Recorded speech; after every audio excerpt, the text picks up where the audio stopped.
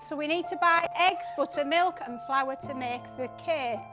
All over the country, children are suffering. Parents crying that they're failing as parents because they can't provide enough for their children. The impact of child poverty being felt in hundreds of thousands of homes. People in our area are struggling with food. They're obviously struggling to clothe their babies as well.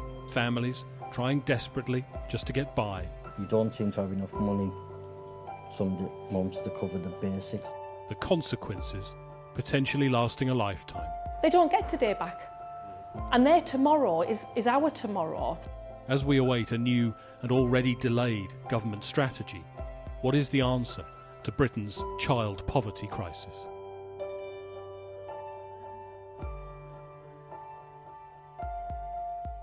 This is Newport in Middlesbrough, and there is a shocking statistic about this place. Of every 7 children who live here, 6 are classified as living in poverty. 6 out of 7. The national average is 1 in 4. So we've come here to find out why things are so bad here and what's being done, what should be done to fix it. A child living in poverty is defined as one where their household income is below 60% of the national average. Across the whole of Middlesbrough, more than half of all children are growing up in poverty. Across the country, 70% of children living in poverty are from working households.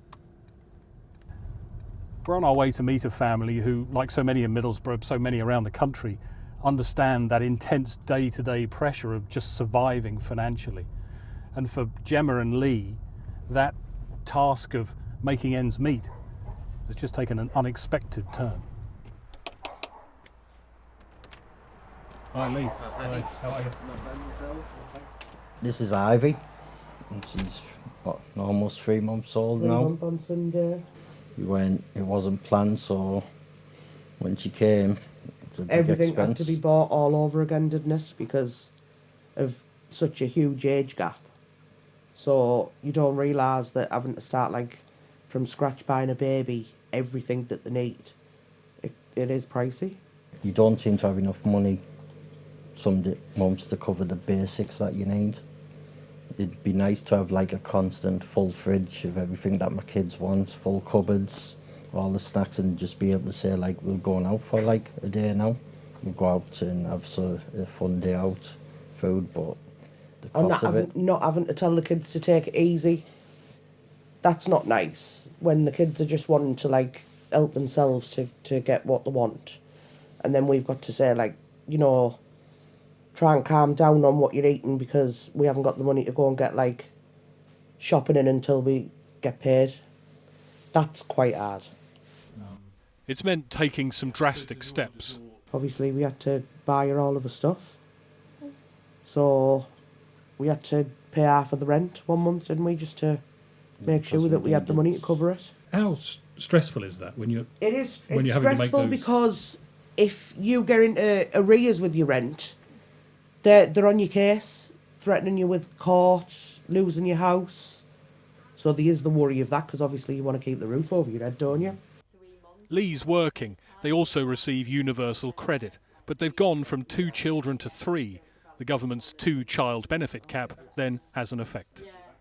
Maybe if families do have more than 2 children, give them that little bit of extra help because it would make a difference. So that's what I would say. On the estate where they live, you can't miss that immigration is an issue. You can't talk about financial pressures without it coming up. I think a lot of people's backs are up because they get the food vouchers, they get the free mobile phones, free uniforms, driving lessons, houses. The houses, and it's kind of sort of like a kick in the teeth to like kick in the teeth to think, well, you know, why do we not get none of that? Why are they getting it all? Middlesbrough bears the scars of a story of industrial decline, the town centre a monument to mass job losses and a shrinking economy. Unemployment, poor health and poverty go hand in hand. The statistics on child poverty are one thing, but behind each of those numbers is a real child living a real life and everyday existence. And those who see those children every day know what child poverty really means. So we need to buy eggs, butter, milk and flour to make the cake. Who can help me with the first one? A child who hasn't been able to sleep properly can't concentrate, they're tired. We know that the brain doesn't work in the same way. A child who is hungry or who is not able to concentrate once again on that can't access the whole of life. They see all of that at Dormanstown Primary Academy. Poverty is a broad church of a word, and it can be in-work poverty, it can be all sorts of different things. We've heard digital poverty. When you face hardship, it affects not just your physiology, but your emotional sense. It affects your brain development. It affects your sense of worth. They don't get today back. And their tomorrow is our tomorrow. It's in our hands, it's not somebody else. It's what action we all take today, right now, to be able to look at that. The farm shop the school runs for families is one part of an approach, working with charities and businesses to try and increase opportunities for the children here now and in the future. If you had a superpower, what would it be? Teleport. The school's Year 6 pupils know how important that shop is to this community and the sort of worries children like them are facing. I think that's very important because it ensures all of the people in our community have options if they're struggling, and and sometimes it can be life-changing for families in poverty or who have a disadvantage in life because they don't have enough money and they're really struggling to get bare necessities. Because some people who don't have a lot of money, they can come and get easy meals like carrots and stuff to eat instead of going all the way to big shops to get stuff like in big bags for more money. What are the things that you worry about for you and your family? I worry about if we have nowhere to live and if we haven't got enough money to pay our homes. But at least we have our family. Like all of us, they see the impacts of poverty, like homelessness, all around. I think it would probably happen more often than most people think because near the town there's people on the streets and they have nowhere to go. We're not saying we can change the world, but we are saying we might be able to change some opportunity for as many children as we possibly can. Researchers say there's a direct link between areas with the highest rates of child poverty and those with the highest proportion of children affected by the 2-child cap. The school's trust has written to the Chancellor asking for that cap to be lifted. Those who work on child poverty say they're engaged in a battle. Them on one side, on the other, child exploitation gangs. People engaged in money lending, drug dealing, trafficking. That's what's at stake for so many young people in this country. There is then an urgency and a complexity. So this is the Middlesborough Community Grocery, one of those food banks that have popped up everywhere in every community, it seems, to help people in need. This one actually is in the car park of the St Barnabas Church. But if you're a parent, you'll know there are other things just as essential as food and which are really expensive to buy. Hi, Deb. Hi. Hi, I'm Greg. Hiya. Hi, nice to meet you. And you? This is Barney's. It is Barney's Baby Bank, yes. But tell me a bit about it. How did it come about? So it started in 2023 when the vicar asked me if I knew anything about prams. We obviously have the community grocery in the car park, and so if people in our area are struggling with food, they're obviously struggling to clothe their babies as well. So yeah, it came from that. And the demand is there, obviously. Yes, so we're not a year old yet, but we have 50 families registered, and in the 11 months that we've been open, they've had 196 appointments. It's really hard, isn't it? Because, you know, there's the 2 children benefit cap, and I know as a single parent of 2 myself, like, it's hard. Even if you're working, it's really hard to provide for your children.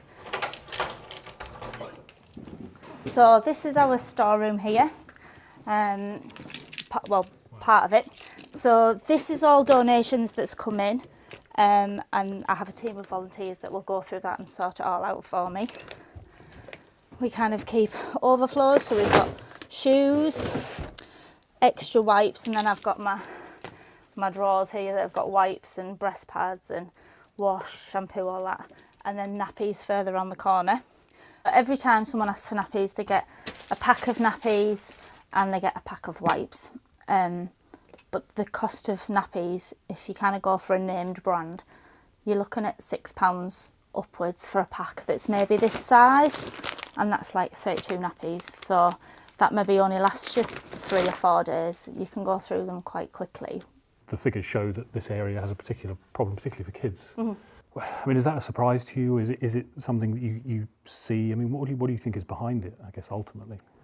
Well, it's kind of low wages, high unemployment, job insecurity, that 2 children benefit cap. People want to help each other, but when you can't afford to do it yourself, or you're just kind of managing to survive yourself, how then do you help somebody else? So Did you say people feel forgotten? Is that what you said, that it feels ignored? Middlesbrough, yeah, I think Middlesbrough does feel ignored. Yasmin is one of the regulars here.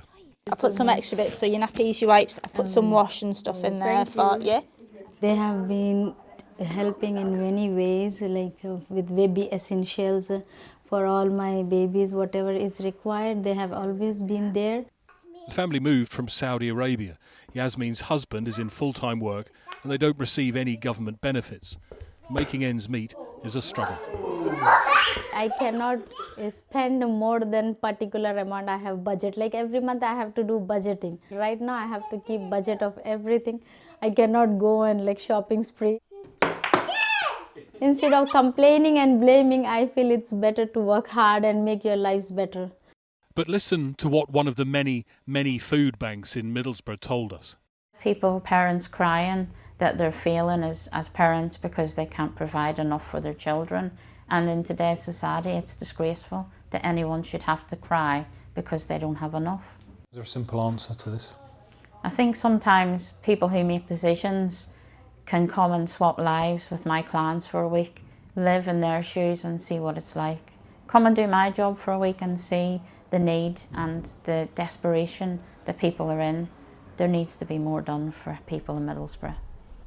In a statement, the government said its Child Poverty Task Force will publish an ambitious strategy to tackle the structural and root causes of child poverty.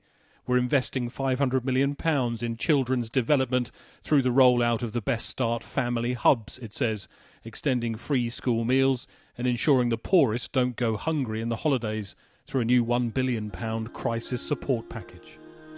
Sing a song in unison, give your heart a voice.